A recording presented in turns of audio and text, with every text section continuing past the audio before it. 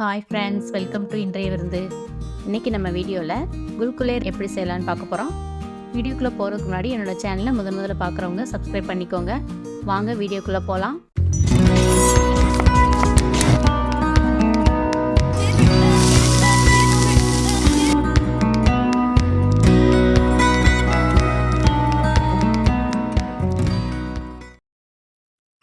குல்குலே செய்கிறதுக்கு முதல்ல 1 கப் சர்க்கரை எடுத்திருக்கேன். நீங்கள் எந்த கப் அளவு எடுக்கிறீங்களோ அதை அளவு எடுத்துக்கோங்க. 1 கப் சர்க்கரைக்கு 1 கப் தண்ணி ஊற்றி நம்ம அடுப்பில் வச்சு கரைச்சி எடுக்கணும். இதே அளவில் நம்ம 1 கப் மாவு எடுக்க போகிறோம். 1 கப் சர்க்கரை, 1 கப் தண்ணி, 1 கப் மாவு, இதுதான் அளவு. இப்போ பாருங்கள், அதே பாத்திரத்தில் 1 கப் மாவு கோதுமை மாவு எடுத்திருக்கேன். உங்களுக்கு ஸ்வீட்னஸ் கம்மியாக இருந்தால் போதும்னா 3/4 கப் சர்க்கரை எடுத்துக்கோங்க. 2 டீஸ்பூன் வெள்ளை எள்ளு சேர்த்துருக்கேன். 1/2 டீஸ்பூன் சோம்பு,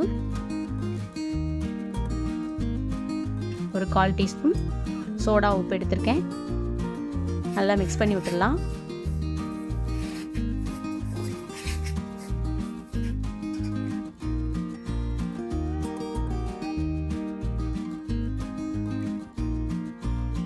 சர்க்கரையை நான் அடுப்பில் வச்சு கரைச்சி எடுத்துகிட்டு வந்திருக்கேன். அதை நல்லா கட்டி இல்லாமல் கொஞ்சம் கொஞ்சமாக சேர்த்து நல்லா மிக்ஸ் பண்ணணும்.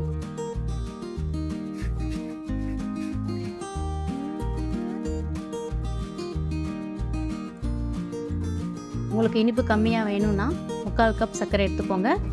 அதே அளவு தண்ணி சேர்த்துக்கோங்க. அப்போ கரெக்டாக உங்களுக்கு கிடைக்கும். ரொம்ப ஈஸியான ரெசிபி, நீங்கள் ட்ரை பண்ணி பாருங்கள். கொஞ்சம் கொஞ்சமாக சேர்த்து மிக்ஸ் பண்ணி ஒன்று போல் கொண்டு வந்துடலாம். இந்த பதத்தில் கரெக்டாக இருக்குது. இப்போ பாருங்கள், இதே மாதிரி தான் கரைக்கணும். ரொம்ப தண்ணியாகவும் இருக்கக்கூடாது, ரொம்ப கெட்டியாக இருக்கக்கூடாது. இந்த மாதிரி கரண்டியில் எடுத்து ஊற்றினா ரிப்பன் மாதிரி விழுகணும். இது கரெக்டாக இருக்குது. எண்ணெயில் பொரிச்சு எடுத்துடலாம். பாருங்கள், எண்ணெய் காய வச்சுட்டேன்.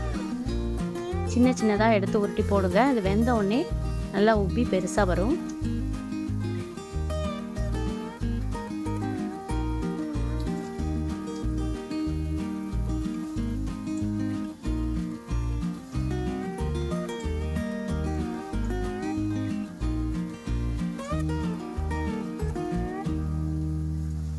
எல்லாமே ஒன்று போல் பொன்னிறமாக வரணும். அது வரைக்கும் நம்ம வேக விடணும்.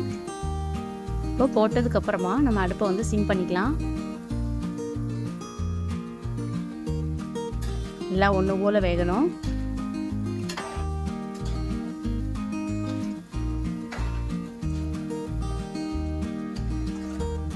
வந்துருச்சு பாருங்கள்.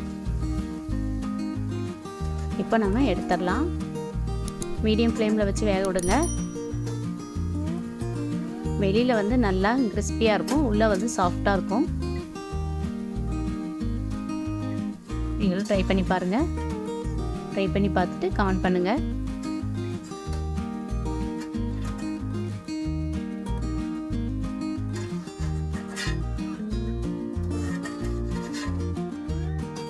இதே மாதிரி எல்லாத்தையும் போட்டு எடுத்துடலாம். இந்த ரெசிபி உங்களுக்கு பிடிச்சிருந்தா லைக் பண்ணுங்கள், ஷேர் பண்ணுங்கள், கமெண்ட் பண்ணுங்கள், மறக்காமல் சப்ஸ்கிரைப் பண்ணுங்கள். அப்படியே பக்கத்தில் இருக்க பெல் ஐக்கானையும் கிளிக் பண்ணுங்கள். இப்போ தான் நான் போடுற வீடியோ உங்களுக்கு தெரிய வரும். தேங்க்யூ.